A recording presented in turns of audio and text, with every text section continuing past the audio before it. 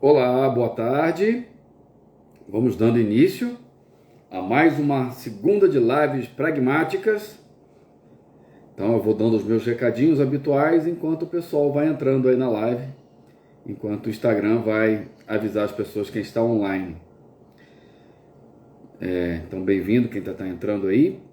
Enfim, os meus recadinhos são aqueles de sempre. Se você não nos segue ainda na Pragmática Psicoterapia e Cursos, nos siga, tem muito conteúdo de análise do comportamento, de psicologia clínica, de psicoterapia comportamental pragmática. Também, esse vídeo, inclusive, assim que acabar a live, ele vai ser postado como Reels no nosso Instagram. Semana que vem eu vou postá-lo no YouTube, inclusive o da live da semana passada, de habilidades sociais, já está no nosso canal do YouTube e também já está como Reels, né, lá no próprio dia. Eu já postei como Reels no nosso Instagram. Hoje nós vamos falar de um tema que me é muito caro, um tema que eu gosto bastante, que pesquiso bastante sobre ele, já falo sobre ele há muito tempo. É um tema central para mim na psicoterapia, que diz respeito à correspondência verbal na clínica. A primeira coisa que a gente tem que entender para tratar disso é que o comportamento verbal, ele não é apenas uma maneira de comunicar-se, da gente falar sobre comunicar aos ouvintes os nossos pensamentos, os nossos sentimentos, aquelas coisas que a gente fez, aquelas coisas que a gente pretende fazer. O comportamento verbal, ele é central porque ele é um modo de atuar no comportamento das outras pessoas.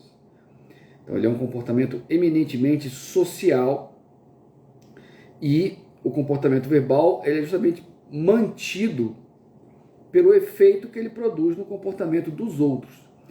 E o nosso ambiente mais importante é justamente as outras pessoas, ou seja, o ser humano é um ser eminentemente social, e quando a gente se depara com a terapia, a gente observa que a gigantesca maioria das demandas clínicas de nossos terapeutizandos dizem respeito ao modo como eles se relacionam com as outras pessoas, muito mais do que com o ambiente não social. Então, a pessoa provavelmente ele vai ter questões para serem tratadas, a maneira como ele se relaciona com os filhos, a maneira como se relaciona com os irmãos, com os colegas de trabalho, com o cônjuge. É muito difícil você encontrar uma pessoa que ela vai para terapia porque, sei lá, com questões quanto a uma planta, por exemplo, enfim. Então, é muito importante a gente compreender essa função do comportamento verbal. Então, da mesma maneira que a gente consegue agir sobre o mundo por meio do comportamento não verbal, a gente consegue agir sobre o comportamento das outras pessoas por meio do comportamento verbal. E o nosso terapeutizando, ele vai tender a reproduzir modos de se relacionar verbalmente com o terapeuta, modos que ele utiliza no seu dia a dia. Então, se ele é um bajulador, por exemplo, ele vai bajular o terapeuta. Se ele se vitimiza, é provável que ele se vitimize com o terapeuta. Se ele se justifique, se explique o tempo inteiro, mesmo que você não peça essa justificativa, essa explicação, ele também vai tender a fazer o mesmo com o terapeuta. Então, o que vai acontecer? O modo como nós, terapeutas, vamos atuar verbalmente sobre o comportamento dos nossos terapeutizandos vai ser muito importante, porque isso vai afetar o comportamento verbal dele. Então, a ideia, na realidade, se a gente parar para pensar, o nosso terapeutizando, ele aprendeu a se relacionar com o mundo. Aprendeu a se relacionar com o mundo, principalmente pelo contato que ele tem com as outras pessoas. E esse modo de se relacionar com o mundo, ele é mantido por essas relações, pela maneira como as pessoas reagem a como eles se comportam. E a ideia na psicoterapia é justamente o terapeuta se comportar de um modo diferente das outras pessoas que circundam o nosso terapeutizando, porque isso vai possibilitar a mudança de comportamento. Então, as terapias de orientação comportamental ou cognitivo-comportamental são modelos de terapia que são amplamente identificados com a mudança de comportamento. Então, fica muito difícil que o comportamento se modifique se o ambiente não se modificar. Então, a ideia é o terapeuta ele utilizar suas reações como uma forma de propiciar uma mudança de comportamento para que nossos terapeutizandos eles comecem a se comportar de uma maneira mais bem-sucedida em seu ambiente social. Que o comportamento deles seja mais frequentemente reforçado e menos frequentemente punido. É essa a ideia por trás. E aí, o que vai acontecer nessa história da correspondência verbal? A correspondência verbal é um tópico de pesquisa e análise do comportamento que diz respeito entre a relação entre o que a pessoa diz e o que a pessoa faz. Lembrando que o dizer também é um fazer. E é aí que entra a grande confusão na história. Porque se a gente partir do pressuposto que a linguagem ou a comunicação ela é um fenômeno de uma natureza diferente do que os comportamentos não verbais e que possui uma relação necessária entre o comportamento verbal e o não verbal, nós faremos análises equivocadas. Nós vamos presumir que o nosso terapeutizando, quando ele fala para a gente assim, que ele está muito triste com uma situação, ou que ele ficou muito feliz, ou que foi fácil para ele fazer determinada coisa, a gente pode acreditar nesse relato como se ele fosse necessariamente um relato acurado, se ele fosse um relato fidedigno. Só que nem sempre isso acontece, porque na realidade o comportamento verbal ele não tem a mera única função de comunicar, e sim ele tem outras funções de atuar no comportamento do terapeuta. Então, o âmbito da correspondência verbal diz respeito justamente à relação entre o dizer e o fazer. Então, pegando um exemplo simples, quando um terapeutizando fala para mim que ao longo da semana ele vai bloquear o ex-namorado dele, por exemplo, que houve um término de um relacionamento, e aí esse teu terapeutizando vem se queixando de que o ex-namorado persegue, né, fica sendo inconveniente, coisa do gênero, e aí ele conclui que durante a sessão de terapia que ele vai bloquear esse ex-namorado. E ele anuncia para o seu terapeuta que ele vai bloquear o ex-namorado das redes sociais. Ao fazê-lo, nós estamos diante de um dizer, de um anúncio de um comportamento, que pode ser acompanhado desse comportamento em si ou não. Ou seja, esse terapeutizando pode falar que vai bloquear o ex-namorado, e aí, ao longo da semana, ele pode bloquear ou não. Nós dizemos que há correspondência quando, de fato, o fazer acompanhou o dizer. Ou seja, ele disse que ia bloquear o ex e, de fato, bloqueou o ex. Ao mesmo tempo, nós também avaliamos a correspondência no sentido contrário. A correspondência entre o fazer e o dizer. E aí uma situação bem fácil de identificar, dizem respeito aos relatos dos nossos terapeutizandos acerca daquilo que eles fizeram ou deixaram de fazer. Então, se você teve um terapeutizando que ele teve um flashback com esse ex-namorado, por exemplo, ele tinha bloqueado, mas sei lá, eles se encontraram numa festa e acabaram ficando juntos e coisa do gênero, se ele chega para você e te conta isso na próxima sessão, nós dizemos que houve uma correspondência entre o entre o fazer e o dizer. E aí a gente vai avaliar a correspondência. Nós podemos também falar da correspondência juntando esses dois tipos de correspondência, que é a correspondência entre o dizer, o fazer e o dizer. Então, voltando ao exemplo, seu terapeutizando fala para você, eu vou bloquear o meu ex. De fato, ele bloqueia o ex. E na sessão seguinte, ele te conta que bloqueou o ex, então nós dizemos que houve uma correspondência entre o dizer, o fazer e o dizer novamente. Então, foram conduzidas diversas pesquisas acerca dessa temática aí ao longo da história da análise do comportamento. Só tem um elemento que eu gosto de falar, que nem sempre o que nós relatamos é o nosso comportamento. Nós também relatamos outras coisas, tá? Então, a gente pode relatar o comportamento de outra pessoa. Então, por exemplo, seu terapeutizando vai falar para você assim, olha, eu encontrei com meu ex numa festa e ele estava muito mais autoconfiante, ele estava muito mais respeitoso, sabe, me tratou super bem. Então, ele está te relatando, ele não está relatando um comportamento dele, ele está relatando o comportamento de outra pessoa, por exemplo. Vou dar um exemplo clássico, né? Um orientando aí de mestrado, por exemplo, ele ficou de entregar um pedaço da dissertação dele para o orientador, e aí ele fala assim, olha, e ele perde o prazo, e ele fala para o orientador que ele não conseguiu entregar o trabalho porque ele ficou sem internet ao longo do final de semana, por exemplo. Nesse caso, ele não está relatando um comportamento dele, ele está relatando algum estímulo do ambiente qualquer.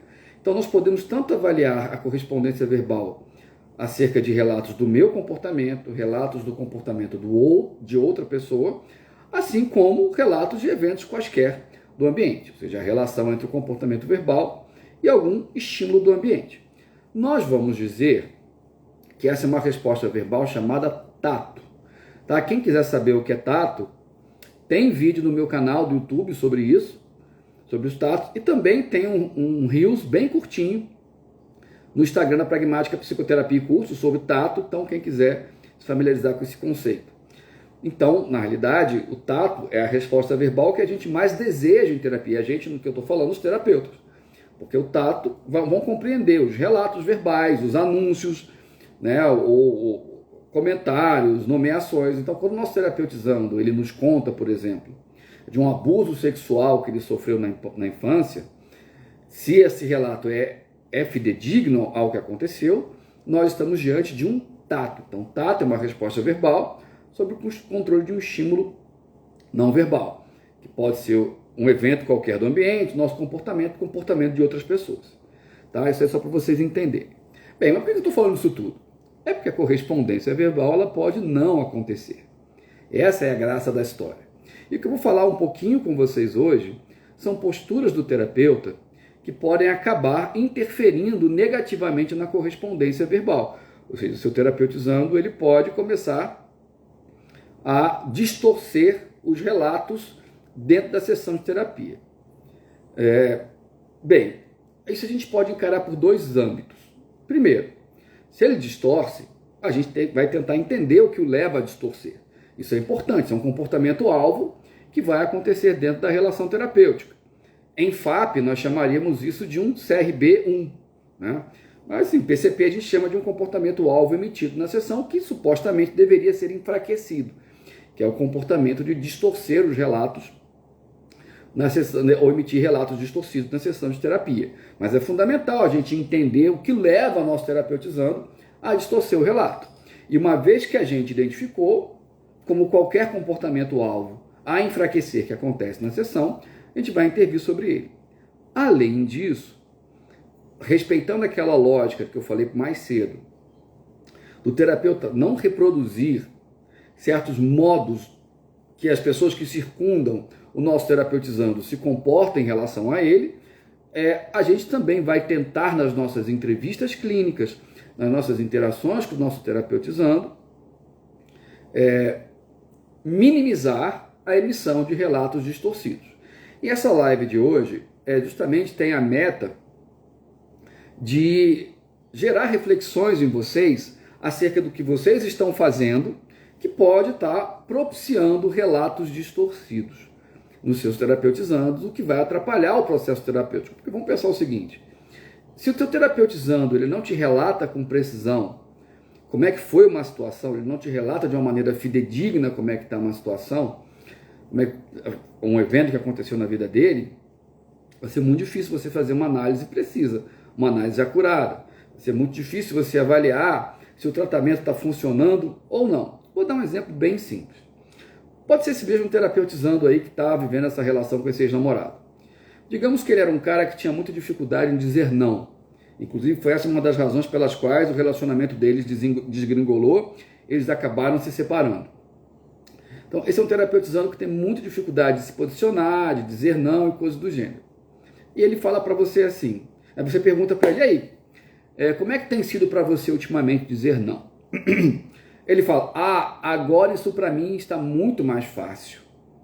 Antigamente eu tinha muita dificuldade em dizer não, mas agora melhorou substancialmente. Eu vou dizer para vocês que esse tipo de relato, gente, é o que eu chamo de relato sanfona aberta. Porque ele falou que o dizer não melhorou. Ele está dizendo que está muito melhor do que era antes. Só que eles perceberam que é uma descrição completamente abstrata. Eu não tenho ideia mesmo, melhorou a partir de quando? Quando é que melhorou? Melhorou em que sentido? Ele começou a dizer não com mais frequência? Ele começou a dizer não que eram mais difíceis para ele? Eu simplesmente, com esse tipo de relato, que eu chamo de relato de sanfona aberta, porque ele é muito amplo, eu tenho muita dificuldade de saber. E aí, por exemplo, eu perguntaria para ele, é mesmo? Me conte os últimos nãos que você emitiu, me dê um exemplo. Aí o cara para um tempo assim, para tentar lembrar, e aí ele conta um exemplo do ano passado que ele já tinha me contado antes. Então, opa, essa percepção dele de que ele está conseguindo negar com uma frequência muito maior, ou que ele está conseguindo dizer não, ela é uma descrição, é um relato que não é fidedigno.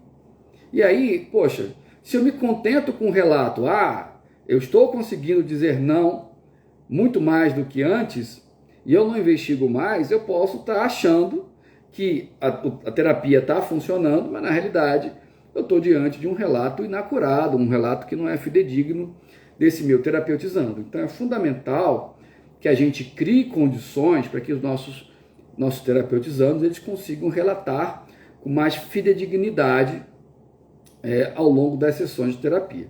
Gente, quem quiser fazer perguntas, pode escrever no chat, fica à vontade, tá? Eu tenho prazer em interagir com vocês quando vocês fazem perguntas nas lives, tá? Da mesma maneira, vocês podem colocar as dúvidas de vocês quando eu postar o Reels nos comentários, mandar um direct pra gente. Mesma coisa também quando o vídeo for postado no YouTube, vocês também podem colocar dúvidas nos comentários, vou ter prazer em responder.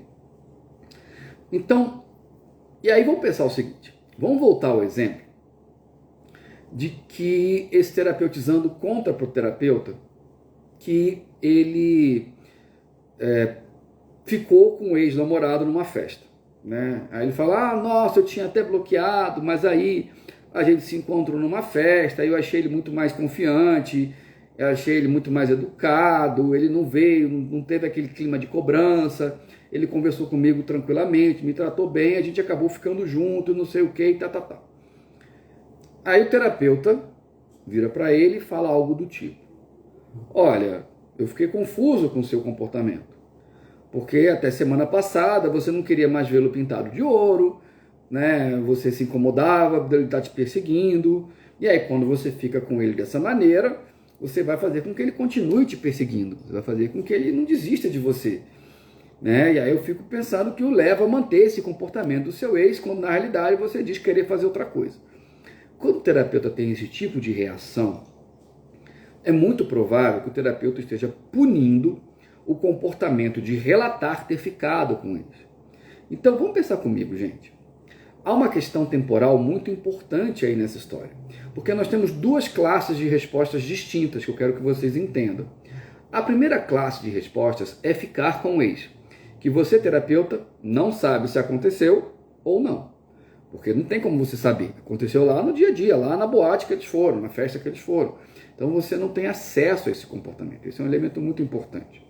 Segundo ponto é que contar para você ter ficado com o ex, isso é um segundo comportamento. Como um comportamento diz respeito a outro, a gente acaba acreditando de uma maneira um tanto quanto ingênua de que necessariamente haverá uma correspondência entre eles, o que não é o caso, porque eles são classes de respostas distintas, sob o controle de variáveis distintas. Então, o que vai acontecer? E provavelmente elas estão muito mais sob o controle daqueles eventos do ambiente que estão próximos temporalmente a eles. Em outras palavras, quando esse rapaz, esse terapeutizando, ele fica com o ex, o comportamento de ficar com ele está sob o controle do que está acontecendo naquele momento. Eles dançaram juntos, tomaram alguma coisa, o ex fez alguns elogios para ele, não sei o quê. Então, oi Jéssica, boa tarde. E aí, ao mesmo tempo, o comportamento de relatar para o terapeuta que ficou com o ex, esse é outro comportamento, que está sob o controle das variáveis presentes naquele momento. Então vamos pensar comigo. Quando o terapeuta ele pune esse relato, olha, você não deveria ter feito isso, você não deveria ter ficado com o seu ex, o que vai acontecer? O terapeuta provavelmente esse procedimento dele tem como meta enfraquecer o comportamento de ficar com o ex e não enfraquecer o comportamento de relatar que ficou com o ex. O problema, gente, é que vai acontecer exatamente o contrário. Por quê? Porque por uma relação temporal, essa punição ela vai acontecer próxima temporalmente ao comportamento de relatar e não ao comportamento relatado. E aí nós começamos a perceber um problema. Ou seja, quando o terapeuta ele pune relatos, isso vai afetar mais o comportamento de relatar do que o comportamento relatado. Então é provável que em outras situações similares, em que o terapeutizando fique com o ex ou reate com o ex, ele não conte para o terapeuta, ou ele minta, ele conte outra coisa, ele omita, ou, o que é mais comum, ele se justifique para o terapeuta, emitindo uma justificativa, talvez uma justificativa distorcida, que é outro tipo de relato não fidedigno. Então, o que acontece? Se ele fala para o terapeuta assim, olha, eu voltei com o meu ex, mas eu só voltei com o meu ex porque, de fato, eu acho que agora vai ser diferente, ele prometeu que vai mudar, ele falou que está pesquisando terapia para fazer, não sei o que, bababá, vi que eu senti muita falta e tal. Então, ele vai se justificar, e a justificativa, gente, uma forma verbal muito importante, que nós humanos usamos, os nossos terapeutizandos, é claro, também, vão usar como uma forma de evitar que os comportamentos verbais dele sejam punidos. Então, ora, se meu terapeuta me deu uma bronca por eu ter ficado com meu ex, ele provavelmente vai me dar uma bronca maior ainda de eu ter voltado com meu ex. E aí isso vai fazer com que vai aumentar muito a probabilidade dele, ainda que ele conte para o terapeuta, que ele justifique esse comportamento, que é outro padrão que também precisaria ser enfraquecido. Ou seja, na medida que você precisa se justificar, parece que você não está legitimando aquilo que você escolheu fazer. Agora, o maluco é que a mesma coisa também acontece com reforçamento. Arbitrário, é claro. Então, se seu terapeutizando, ao invés de ficar com ex, ele te conta, voltando ao exemplo no início da live, ele fala assim, olha, consegui bloquear o meu ex. Foi difícil, foi doloroso, eu acho que é uma medida extrema, não gostaria de fazê-lo, mas ele estava me perseguindo, estava sendo muito inconveniente, então eu bloqueei. E o terapeuta, nossa, muito bem, fico muito contente que você tenha conseguido fazer isso, sei que deve ter sido difícil para você, mas você verá que vai ser melhor para você. O terapeuta, nesse momento, ele apresentou o que nós chamamos de um reforçamento arbitrário. A mesma lógica da punição vale aqui. Ter bloqueado o ex aconteceu lá em algum dia no meio da semana, e relatar que bloqueou o ex está acontecendo dentro da sessão de terapia. O terapeuta, quando ele reforça, ele elogia o comportamento de ter, o relato, ele elogia, né, ter bloqueado o ex, ele está tentando operar sobre esse comportamento, de bloquear o ex ou evitar o contato com o ex, uma classe mais ampla. Só que temporalmente, novamente, esse comportamento está muito mais próximo de relatar que bloqueou o ex do que, na realidade, ter bloqueado o ex de fato. E aí, novamente, vai ter muito mais efeito sobre o comportamento de relatar do que sobre o comportamento relatado. Então, vamos pensar o seguinte, ver aqui a pergunta da Jéssica. Diante disso, sem ter a perfeição, esse indivíduo pode acabar reforçando um padrão de estar no relacionamento abusivo, por exemplo, nesse caso? Na realidade, essa é a questão, Jéssica.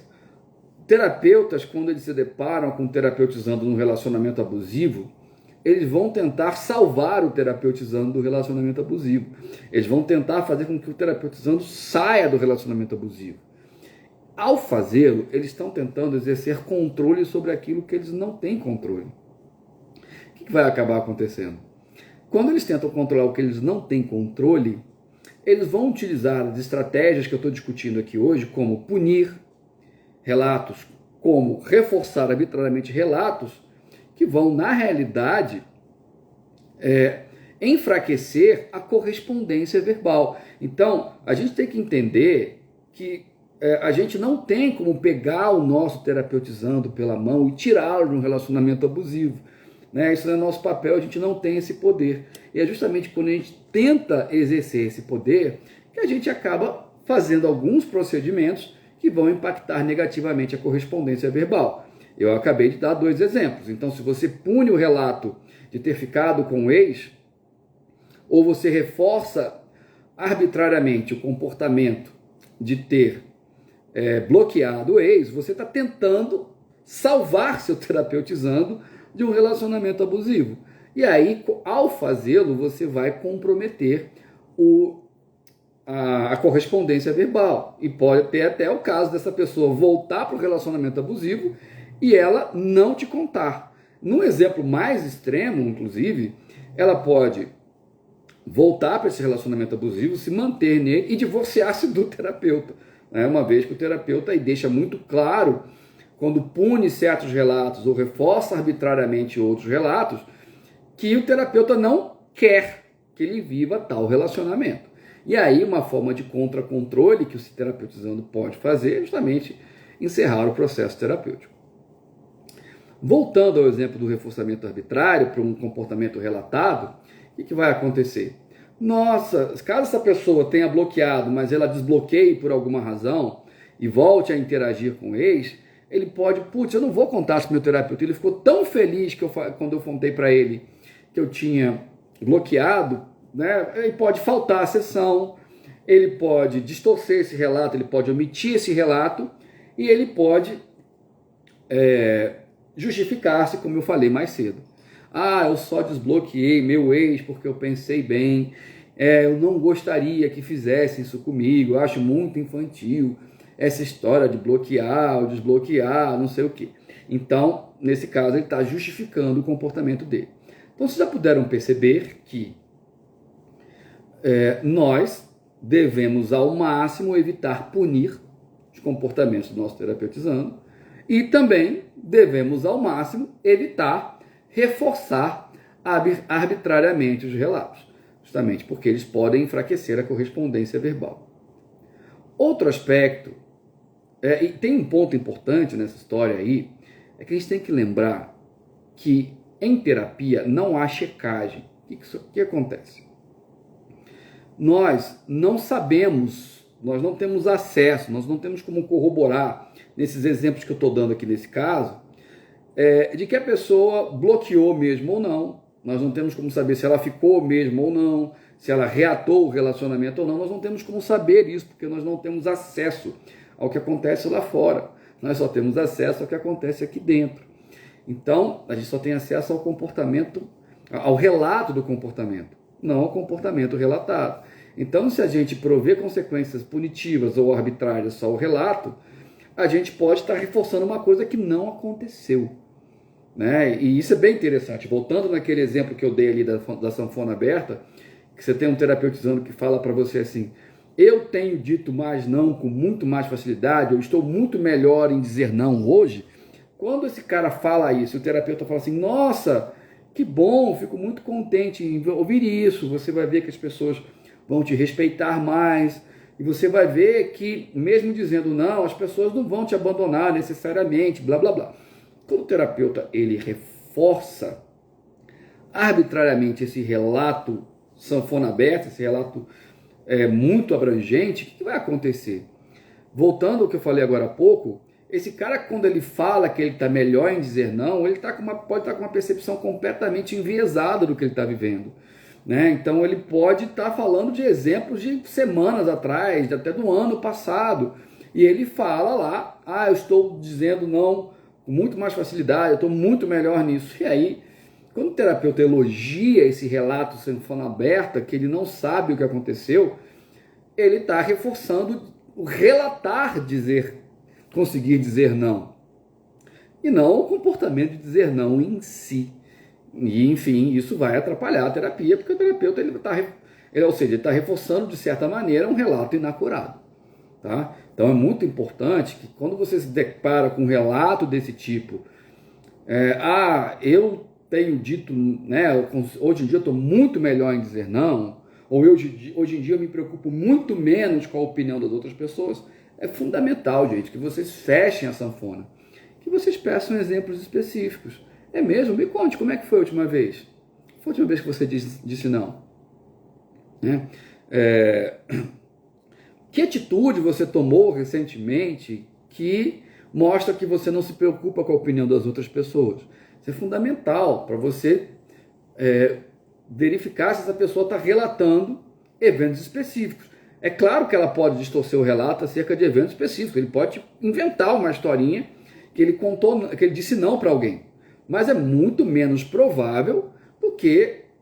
né? Então, tenta imaginar a dificuldade da mentira, do tipo... hoje em dia eu tenho conseguido dizer não, versus, nessa semana meu pai pediu meu carro emprestado e ele sempre me devolve meu carro com um tanque vazio, dessa vez eu disse não. Ele ficou chateado comigo, falou que eu era um filho ingrato, bababá, mas eu consegui sustentar esse não, mesmo tendo sido muito difícil. Ele pode mentir nesse sentido, ou seja, contar a história inteirinha para você? Pode, certo? Mas é muito mais custoso você dizer um não, você inventar uma mentira contando uma história inteira com o que ele falou, o que o pai falou, e blá blá blá, do que ele falar algo bem genérico do tipo, eu estou muito melhor em dizer não. Então, uma saída bem importante é a gente pedir relatos mais específicos, o que eu chamo da minha metáfora de sanfona fechada, e não se contentar apenas com esses relatos muito genéricos, abrangentes, como não me preocupo mais tanto com a opinião dos outros, ou tenho dito não com mais facilidade. Deixa eu ler aqui a pergunta do Marcelo. Nesse caso, seria uma análise sobre o dizer não do terapeutizando, episódios e distorcida da sua própria realidade? Nós temos, Marcelo, algumas classes de respostas aí, né? Então, nós temos o comportamento de dizer não, que é uma classe de resposta que vai ter que ser analisada, é óbvio. Nós temos o comportamento de descrever, que de certa maneira está enviesado, a gente tem que ver o que está controlando isso, e a maneira de relatá-lo para o terapeuta. Agora, é óbvio, se você se contentar com relatos abrangentes, com relatos genéricos desse tipo, que eu chamo de sanfona aberta, você está criando condições para diminuir a correspondência verbal do seu terapeutizando. Outro aspecto que é muito importante é o modo como você pergunta. Quando você faz perguntas fechadas, você aumenta a probabilidade de relatos distorcidos do que quando você utiliza as chamadas perguntas abertas. O que são perguntas fechadas? Perguntas fechadas são aquelas perguntas em que você dá duas opções de resposta, sim e não. E as perguntas abertas são aquelas perguntas que dão muito mais opções de respostas. Então, vamos pensar comigo. Você conseguiu desbloquear o seu ex? Isso é uma pergunta fechada. Ele só pode dizer sim ou não. Desbloqueei ou bloqueei, né? Você ficou com seu ex essa semana? Você encontrou com seu ex essa semana? Mesma coisa, pergunta fechada. Ele vai responder com sim ou com não. É muito diferente você perguntar, e aí, como é que foi sua semana? Né? E aí, como é que ficou a sua história nessa semana com seu ex? Né? Quais foram os desdobramentos do que aconteceu com seu ex nessa semana? Então, é diferente, porque a pergunta fechada, ela de certa maneira, ela sinaliza para o falante aquilo que provavelmente vai ser reforçado pelo ouvinte. Então, quando você pergunta para o seu terapeuta, e aí, você ficou com seu ex? Você, de certa maneira, está sinalizando para ele que ele disser não, vai ser reforçado, se ele disser sim, vai ser punido. Né? Então, é a mesma coisa. Né? Só a gente parar para pensar, volta à nossa infância. Acho que é uma boa estratégia a gente sempre parar para pensar na nossa infância. A mamãe virava para ele e perguntava assim, e aí, escovou o dente? Ora, quando a gente dizia sim, nosso comportamento era reforçado ou não era punido. Quando a gente dizia não, a mãe, não, que coisa mais, escovar o dente, não sei o quê, isso é de ser porco. Então, isso acontece muito na nossa história, né? As perguntas fechadas, elas deixam de uma maneira muito mais clara que tipo de relato vai ser reforçado, que tipo de relato vai ser punido. O que vai afetar, obviamente, em falantes competentes, vai afetar a correspondência verbal, né? Que você vai demonstrar para o seu terapeutizando que ele vai, teoricamente, gostar de ouvir. Da mesma maneira, se você perguntar assim, e aí, você tem conseguido dizer não? Você melhorou em relação àquela questão de dizer não? Você está conseguindo se posicionar melhor?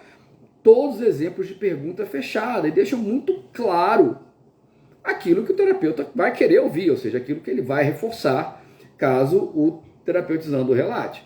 Então seria muito mais apropriado você fazer perguntas muito mais abertas, do tipo, e aí, como é que anda essa questão de dizer não?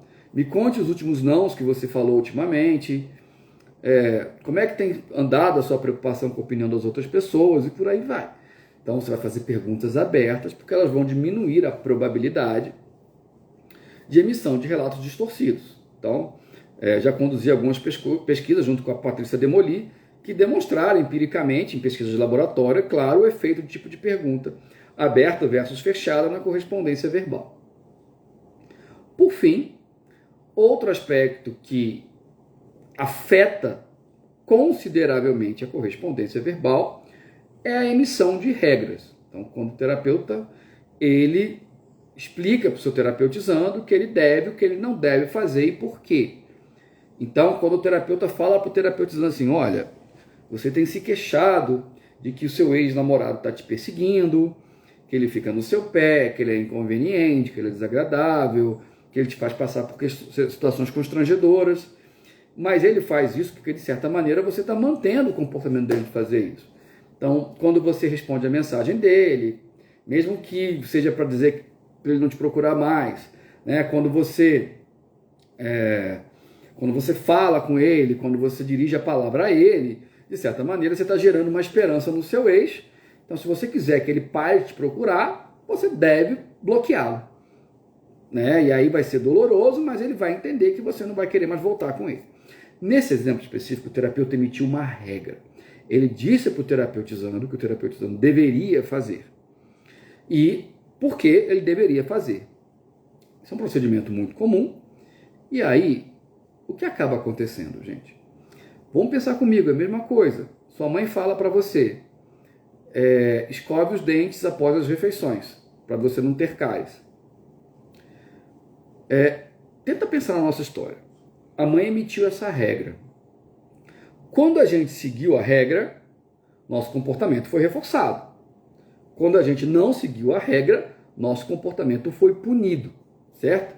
Só que a mãe, ao contrário do terapeuta, ela tem como checar se a regra foi seguida ou não. Ela tem como cheirar a boca da criança, por exemplo, tá? Então, ela pode observar a criança escovando o dente, o que é muito diferente do terapeuta. Então, se ele fala para o terapeutizando, bloqueie o seu ex, o terapeuta ele não tem como confirmar se o terapeutizando bloqueou o ex mesmo ou não. Então, só voltando na nossa infância, quando nossos pais diziam para a gente fazer uma coisa que a gente não queria fazer, ou parar de fazer uma coisa que a gente queria continuar fazendo, se a gente conseguisse, a gente tentava arrumar um jeito de engambelar nossos pais. Porque, de fato, seguir a regra era reforçado, não seguir era punido. Então, se era um comportamento que o pai não tinha como checar, por exemplo, é muito provável que a criança distorcesse o relato. Vamos pegar nos dias de hoje. O pai fala assim, faça o dever de casa, mas não faça pelo chat GPT. Aí o pai vai para o trabalho, quando chega em casa, e aí, fez o trabalho pelo chat GPT? A criança vai dizer, não, mesmo que tenha feito. Né? O pai não vai ter muito como conferir se a criança fez pelo chat GPT ou não. E aí isso vai aumentar a probabilidade de relatos distorcidos. O que eu quero trazer isso para vocês? Quando o terapeuta ele emite uma regra como forma de controle do comportamento, voltando à pergunta da Jéssica, né, tentando salvar esse terapeutizando de um relacionamento abusivo, por exemplo, do tipo, nossa, quando ele te empurrar, você tem que denunciá-lo para a delegacia da mulher, por exemplo, né, você não pode admitir que ele berre com você em público. quando o terapeuta ele emite regras desse tipo, ele vai prejudicar a correspondência verbal.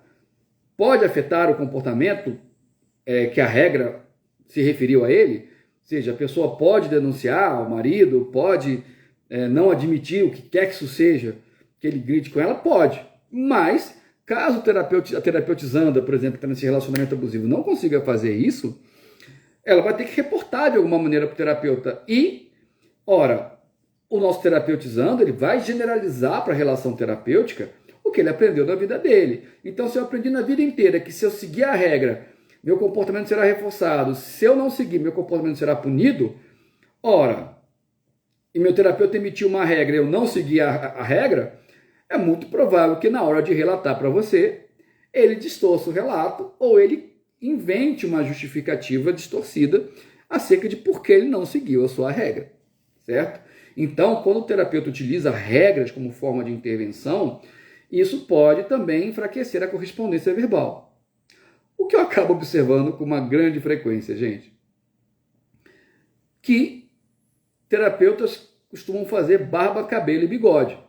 Ou seja, emitem regras, verificam se as regras foram seguidas por meio de perguntas fechadas, reforçam arbitrariamente quando o terapeutizando fala que seguiu a regra e pune quando o terapeutizando fala que não seguiu a regra.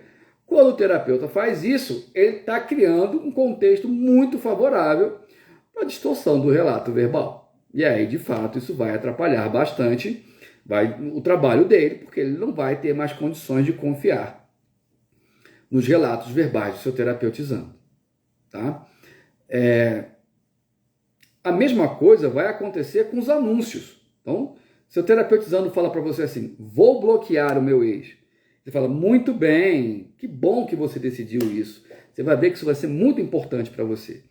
Ele está relatando um dizer que o fazer não teve nem oportunidade de acontecer ainda e o terapeuta não vai ter nem acesso se vai ser feito mesmo ou não. Então é muito fácil um terapeutizando dizer para você, olha, vou começar uma dieta na segunda-feira, vou bloquear o meu ex, vou ter aquela conversa difícil com a minha mãe, e por aí vai. Vou seguir o meu plano de estudo, porque você dizer para o seu terapeuta ali, que também está te cobrando aquilo na hora, que você pretende agir de acordo com aquilo que você acha que o seu terapeuta quer, é muito fácil, muito pouco custoso. E está longe temporal do que vai acontecer durante a semana. Então, se o seu terapeuta não fala para você assim, vou bloquear o meu ex, e o terapeuta, muito bem, ele está na frente do terapeuta. E aí, isso vai estar sob controle do que está acontecendo ali na sessão. Mas ao longo da semana, bloquear o ex é outra história. Né? Aquilo lá vai estar sob o controle das variáveis que estão operando sobre aquele comportamento naquele momento. E aí, obviamente, isso também vai afetar a correspondência verbal. Gente, tem vídeo sobre isso também no meu canal do YouTube. Então, tem 4 vídeos sobre tatos distorcidos, né? Bem mais longos, assim. Então, quem tiver mais interesse sobre essa temática, pode assistir esses vídeos, que tenho certeza que vocês vão conseguir aprender bastante e começarem a refletir no modo que vocês atuam dentro do consultório. No frigir dos ovos, quando a gente tenta exercer controle sobre aquilo que a gente não tem controle, é justamente no momento em que a gente acaba tendo condutas que podem sacrificar a correspondência verbal e até o vínculo terapêutico. Então a gente tem que entender que, no fim das contas, a terapia acontece com o terapeutizando. Ele é o autor, ele é o ator principal daquela história, e não você, terapeuta.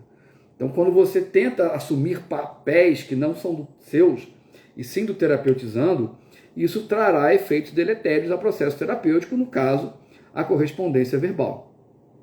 Então, enquanto vocês vão tomando coragem aí para tirar suas dúvidas, seguem meus recadinhos de sempre. Esse vídeo vai ficar disponível como Reels no nosso Instagram, logo após a live. Semana que vem ele vai ser postado no nosso canal do YouTube, tá? Vocês podem acessar por lá também. O vídeo da semana passada já foi postado, então o de habilidades sociais já está no nosso canal do YouTube. Se você gostou dos vídeos, curtam os vídeos, compartilhem, comentem, salvem, dão uma força aí pra gente no canal e no nosso Instagram, e também muitos dos seus colegas terapeutas e tal, podem se beneficiar desses conhecimentos que foram apresentados nessa live, certo? Se você não segue a gente ainda na Pragmática Psicoterapia e Cursos, siga o nosso Instagram. Se você não está inscrito no nosso canal, também se inscreva no nosso canal e ative as notificações para você saber quando novos vídeos forem postados. Certo, moçada? É isso aí. Foi um prazer passar esse pedacinho de tarde com vocês de segunda-feira. Até a próxima. Um grande abraço e que a força esteja com vocês.